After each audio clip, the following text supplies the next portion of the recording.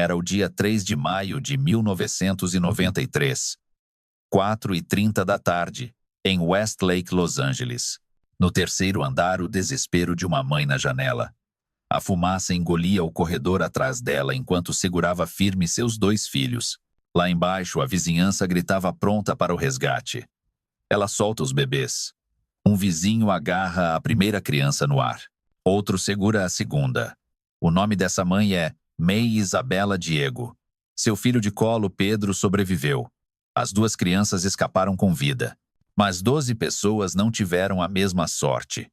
7 crianças, 3 mulheres e 2 bebês ainda no ventre, todos mortos pela fumaça e um fogo tão voraz que os bombeiros disseram que parecia tentar respirar debaixo d'água. O prédio no número 330 da Avenida South Burlington não foi atingido por raios nem sofreu pane elétrica. Alguém incendiou um colchão no corredor do 2º andar de propósito. Era um recado, e o preço desse recado era $75. $75 por semana que a gerente se recusou a aceitar. Uma quantia irrisória que custou 12 vidas. O homem apontado como o incendiário atendia pelo vulgo de Termite. Juan Romero, líder dos Columbia. Lil Psychos, uma facção da gangue. 18th Street que dominava a capital do crack em Los Angeles. Mas a história tem uma reviravolta. Depois da tragédia, Romero virou herói informante do FBI, uma testemunha protegida que ajudou o governo federal a quebrar o domínio da máfia mexicana no sul da Califórnia. Ele prestou depoimento e sumiu no programa de proteção a testemunhas. Viveu com identidade falsa bem longe das cinzas da Avenida Burlington. Por 23 anos, as famílias aguardaram por justiça. E o FBI sabia onde ele estava o tempo todo. Essa é a crônica de como um assassino em massa se tornou intocável, como o governo blindou um matador de crianças para pegar um peixe maior, e como um detetive caçou por uma década um fantasma que o FBI não queria que fosse achado. Essa é a história de Termite, 1993, Los Angeles. 1.100 homicídios naquele ano, 150 só na divisão Rampart. O chefe de polícia Charlie Beck chamaria aquilo de o auge da violência, a epidemia do crack queimando em potência máxima. E nenhum lugar ardia mais que Westlake, a capital da cocaína, onde a banca dos Columbia Lil Psychos controlava cada esquina, cada vapor, cada centavo. No topo da pirâmide estava Francisco Puppet Martinez da máfia mexicana trancado na Supermax de Pelican Bay, movendo as peças através da esposa Jane Garcia a La Senhora, a dama que levava recados e trazia o dinheiro. Mas Puppet precisava de soldados na pista, cobradores e executores. Ele tinha Juan Termite Romero. Romero era 7 anos mais velho que Ramiro Valério quando se cruzaram. Valério tinha 15 anos, apenas um garoto. Romero bancou roupas, ensinou a postura de gangueiro, como andar e como cobrar. Valério ganhou o apelido de Greedy, o ganancioso. Juntos, eles gerenciavam a Avenida Burlington e a Rua Bonnie Bray. Os traqueteros traficantes de rua trabalhavam em turnos, vendendo crack e heroína dia e noite. Todos pagavam aluguel. 10, 20 e 30% das vendas brutas, não do lucro do bruto. A grana subia dos vapores para Romero e Valério, deles para La Senhora e dela para a conta de Puppet, seus advogados e sua influência. Em 1993, uma traficante pagava $25.000 por semana. O nome dela era Johanna Lopez, imigrante de Honduras. Chegou em 90, começou na base e subiu para a mayorista, a atacadista. Abastecia bocas em 4 ruas, comandava 30 vendedores e tinha um acordo com a gerente do prédio 330 da Burlington, $75 semanais. Em troca, quando a polícia aparecia, seus vapores podiam fugir para dentro do prédio, se esconder nos apartamentos e sumir pelas escadas. O esquema funcionou até a gerente ser demitida. A nova administradora não aceitava suborno, chamava a polícia e trocou as fechaduras. O lucro de Lopez despencou. Ela encontrou Romero e Valério num salão de sinuca para pedir um desconto no aluguel. Foram até a Bonnie Bray falar com os vendedores. O movimento estava fraco. Romero garantiu a Lopez que resolveria a situação. Primeiro espancaram a gerente e mandaram capangas para intimidá-la e fazê-la recuar. Não adiantou. Segundo o depoimento da esposa do membro da gangue, Anthony Coco Zaragoza, foi aí que Ramiro Valério falou o que não devia. A gente devia fazer um foguinho. Só um incêndio para assustar eles. 3 de maio de 1993. Naquela manhã, Johanna Lopez disse que Juan Romero lhe deu um aviso.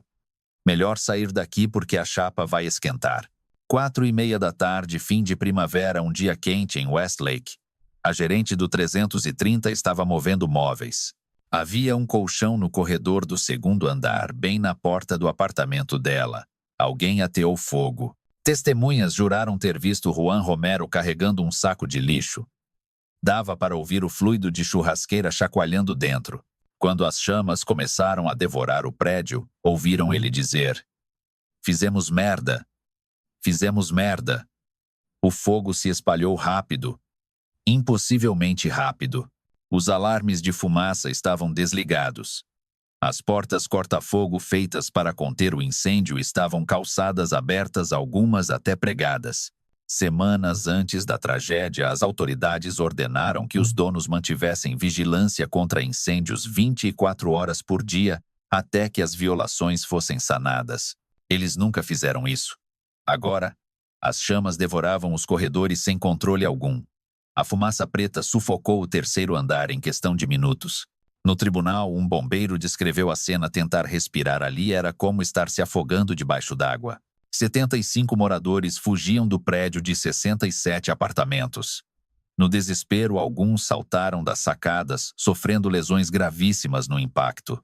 Outros amarraram lençóis uns aos outros, descendo pelas grades de ferro. Vizinhos formaram correntes humanas na lateral do prédio, passando crianças pequenas de mão em mão. Maria Isabela Diego estava encurralada no terceiro andar, junto com seus 2 filhos. Um deles, um bebê chamado Pedro. A fumaça invadiu o apartamento e o corredor estava intransitável. Lá embaixo, vizinhos gritavam para ela, posicionados bem debaixo da janela. "Solta eles, nós pegamos." Ela soltou os bebês no vazio. Um vizinho agarrou o primeiro filho. Outro segurou o segundo. As 2 crianças escaparam com vida. Outras 12 pessoas não tiveram a mesma sorte. Olga Leon, de 24 anos e grávida, morreu junto com os 3 filhos, Rosalia, de 7, Jesus, de 4, e Josi, também de 4 anos. Alejandrina Roberto, de 29 anos, pereceu com seus 3 filhos, Leiver, de 10, William, de 9 e Yadira, de 6. Rosalia Ruiz, 21 anos, grávida de 8 meses. A promotoria mais tarde apresentaria provas sobre o feto no tribunal. E Lance Mateu, de apenas 1 ano de idade. 12 mortos, 40 feridos, 100 desabrigados. As famílias Leon e Roberto perderam tudo o que tinham. 6 crianças mortas. 2 mães que morreram tentando salvá-los. A causa da morte para todos foi asfixia por inalação de fumaça. O médico legista testemunhou que, com níveis tão altos de monóxido de carbono, bastariam poucas respiradas para ser fatal. Horas depois, um integrante de gangue testemunhou que Romero Valério e Juan Romero apareceram num apartamento próximo ao local. Eles carregavam sacos de lixo pretos e cheiravam a fluido de isqueiro. Desde o primeiro dia, investigadores da polícia e dos bombeiros sabiam o incêndio foi criminoso. O padrão era inegável. Usaram acelerador químico. Ponto de origem: corredor do segundo andar, bem na porta do apartamento do gerente predial. Suspeita imediata de envolvimento de gangues. Mas na Westlake de 1993, saber e provar eram coisas bem distintas. 1.100 assassinatos em Los Angeles naquele ano, sendo 150 só na divisão Rampart. O chefe de polícia, Charlie Beck, explicaria de forma simples mais tarde: naquele tipo de atmosfera, testemunhas não abrem a boca. Medo e intimidação, a lei das ruas. As famílias sabiam exatamente o que acontecia com quem falava com a polícia. Você desaparecia, sua família desaparecia. A gangue da Rua 18 não perdoava, a máfia mexicana não esquecia. Assim o caso esfriou. 5 anos se passaram. Até que, em novembro de 1998, a polícia finalmente fez prisões. Rogério Andrade e Alan Lobos, ambos membros da Rua 18, foram acusados de 10 homicídios. A promotoria acreditava ter encontrado os incendiários. 10 meses depois, em setembro de 1999, todas as acusações caíram. O promotor adjunto Joseph Esposito admitiu a verdade. Não havia certeza de que eram os culpados. Suspeitos errados, caso errado. 12 mortos e nenhum sinal de justiça. Enquanto isso, o Los Angeles Times publicou uma investigação expondo um outro tipo de fracasso. O corpo de bombeiros não estava inspecionando os edifícios de Westlake dentro do cronograma obrigatório. Dezenas de condomínios lotados de famílias imigrantes, com vistorias atrasadas e violações ignoradas. O endereço da South Burlington número 330 já tinha sido notificado diversas vezes. Falta de extintores, saídas de emergência trancadas com cadeado, detectores de fumaça desligados, portas corta-fogo calçadas e pregadas abertas. Semanas antes do incêndio fatal, ordenaram aos donos uma vigilância de 24 horas até a correção das falhas. Eles ignoraram. A prefeitura não fiscalizou. 12 pessoas morreram. Após o incêndio na Burlington, as reformas vieram rápido. Sistemas de inspeção computadorizados. Mais inspetores designados para a Estação 11 em Westlake. Novos protocolos. Tarde demais para Olga Leon e seus 3 filhos. Tarde demais para Alejandrina Roberto e os dela. Tarde demais para os bebês que sufocaram nos braços de suas mães. O caso permaneceu arquivado por mais 14 anos. Mas havia algo que os investigadores não sabiam. Em 1999, os verdadeiros incendiários Juan Romero e Romero Valério não estavam se escondendo. Eles não estavam em fuga. Eles trabalhavam para o FBI usando escutas, gravando conversas e testemunhando na Justiça Federal contra a máfia mexicana. E o FBI sabia exatamente onde eles estavam. Em 1992, o irmão mais velho de Romero Valério morreu, Ismael Valério. Os detalhes da morte continuam incertos, mas aquilo quebrou algo dentro de Romero. Ele entrou na divisão Rampart da polícia de Los Angeles e fez uma proposta. Ele entregaria a gangue da Rua 18. Tudo de dentro para fora. O FBI viu uma oportunidade. Valério começou a usar microfones escondidos. Apresentou policiais infiltrados aos membros da gangue. Ajudou a agência a grampear os telefones de Jane Garcia, esposa de Puppet Martinez La Senhora, a mulher que transportava ordens da prisão de segurança máxima Pelican Bay para as ruas. Em uma das gravações, Valério descreveu sua posição de forma clara. Eu era o braço direito do Termite, o número 1 ao lado do Juan Romero. Sócios gerenciando a taxa do tráfico, cobrando dos aviõezinhos na Avenida Burlington, as mesmas ruas onde meses antes supostamente tinham iniciado o incêndio que matou 12 pessoas. O FBI não estava nem aí para o incêndio. O alvo deles era a máfia mexicana. Até que os grampos pegaram algo suspeito. Conversa codificada. Puppet Martinez falando com os comparsas. A casa está com cupim. Você sabe que já dedetizaram. Mas não sei. Acha que os cupins voltaram. Os federais traduziram o código. Martinez perguntava sobre Juan Romero, se o Termite estava colaborando com a polícia, se precisava ser dedetizado ou seja apagado. Romero ainda não tinha aberto o bico, mas quando soube que Puppet encomendou sua morte, ele decidiu. Virou a casaca também. 2 assassinos em massa, agora testemunhas protegidas, ambos trabalhando para o governo federal. 1999 procuradores federais abriram um processo gigante por crime organizado. Francisco Puppet Martínez, a esposa Jane Garcia, Anthony Coco Zaragoza, Juan Romero e outros 21, totalizando 25 réus. As testemunhas-chave, Ramiro Valério e Juan Romero. Os homens que atearam fogo depuseram contra o antigo chefe, detalhando a extorsão, o tráfico de drogas, a violência, o pacote completo. 2002, Puppet Martinez, condenado prisão perpétua mais 60 anos. Dezenas de membros da Columbia Lil Psychos rodaram juntos sentenciados à prisão federal, com base na delação de Valério e Romero. O FBI chamou de uma grande vitória contra a máfia mexicana. O desmantelamento bem-sucedido de uma das gangues mais violentas de Los Angeles. O que eles não chamaram foi de justiça para Olga Leon, Alejandrina Robledo ou as 7 crianças sufocadas na Avenida Burlington. Após o julgamento, os 2 X9 sumiram no programa de proteção a testemunhas. Ramiro Valério pulou de bico em bico cinemas Starbucks. Por fim, numa farmácia em Santa Clarita, vivendo com o nome verdadeiro livre, Juan Romero sumiu do mapa completamente. Phoenix, Arizona, identidade nova proteção federal, a recompensa do governo por ajudar a enjaular um chefão da máfia. 12 mortos, 2 responsáveis, e o FBI garantiu que a conta nunca chegaria para eles. 2013, 20 anos após o incêndio, a Divisão de Roubos e Homicídios da Polícia de Los Angeles passou o caso Burlington para a detetive Mitzi Roberts, veterana de 25 anos de casa. A detetive que capturou Samuel Little, o serial killer mais prolífico da história do FBI, com 93 vítimas pela América, Michael Connelly baseou a personagem Renee Ballard nela. Ela prestou consultoria na série Bosch, resolveu casos impossíveis, mas esse era pessoal. Roberts entrevistou um homem que morava no número 330 da South Burlington em 1993. Ele contou sobre uma garotinha que foi ao apartamento dele na tarde do incêndio. A menina estava devolvendo uma panela, um caldeirão que a mãe tinha pego emprestado para fazer tamales.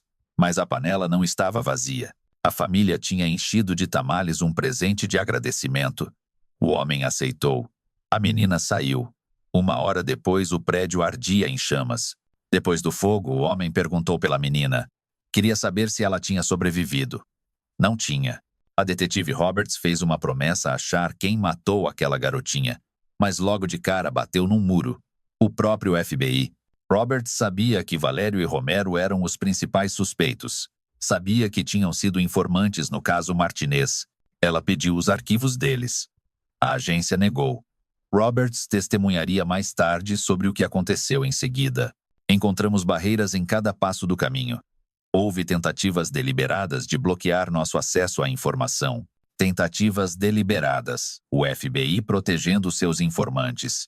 Mesmo com a suspeita de que esses informantes assassinaram 12 pessoas, incluindo 7 crianças, Roberts pressionou, fez pedidos formais, subiu a cadeia de comando. Finalmente, após anos de resistência, o FBI liberou os arquivos. Vários terabytes de dados, pilhas de discos, grampos telefônicos, gravações que Valério fez usando escuta para a agência. E lá estava a prova do crime.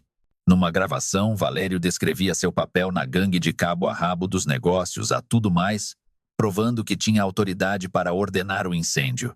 Em outra, ele disse: "Eu era o número 1 com o Termite, parceiros tocando a operação da Avenida Burlington juntos." Roberts montou o inquérito e identificou 4 suspeitos: Ramiro Valério, Joseph Monge, Joana Lopes e Juan Romero, 3 de fevereiro de 2017. Roberts e sua equipe agiram, prenderam Valério numa farmácia em Santa Clarita. Ele trabalhava como gerente, vivendo com o nome real livre por 24 anos. Joseph Monge foi preso em Montebello no mesmo dia. Joana Lopes já estava presa desde 2011 por outras acusações. Agora acusados de 12 homicídios. Os 3 enfrentando qualificadoras múltiplos assassinatos e incêndio criminoso em local habitado. Estrutura.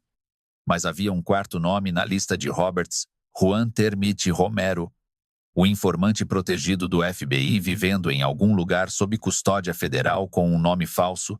Roberts solicitou a localização dele e foi aí que a história começou a cheirar mal. Em 2016, a detetive Roberts tinha em mãos mandados de prisão para 4 suspeitos. 3 já estavam em cana: Valério, Monge e Lopes. Mas Juan Romero continuava solto em Phoenix, Arizona, sob a asa dos federais com identidade nova e supervisão do governo. Roberts alinhou tudo com o FBI. A operação exigia cautela total. Romero era testemunha protegida. A agência tinha seus protocolos rígidos. Um agente federal encarregado do caso avisou a chefia e informou que a polícia de Los Angeles ia pegar o Romero em Phoenix e passou o cronograma da operação.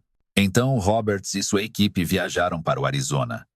Chegaram no condomínio onde Romero estava morando. Proteção federal, aluguel pago pelo governo, esconderijo seguro. Roberts bateu na porta do gerente do prédio, perguntou sobre o inquilino daquela unidade específica, o sujeito que vivia sob proteção. O gerente checou os registros. Ele tinha se mudado, quando fazia mais ou menos uma semana. Mais tarde, Roberts testemunharia sobre esse momento, dizendo textualmente: "Achei o timing incrivelmente estranho. Muito suspeito. Um agente avisa os superiores que a polícia vai prender a testemunha protegida deles.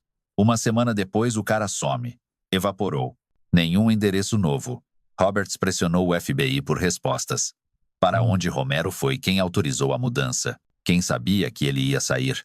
A agência se fechou em copas. Uma porta-voz do FBI em Los Angeles se recusou a comentar.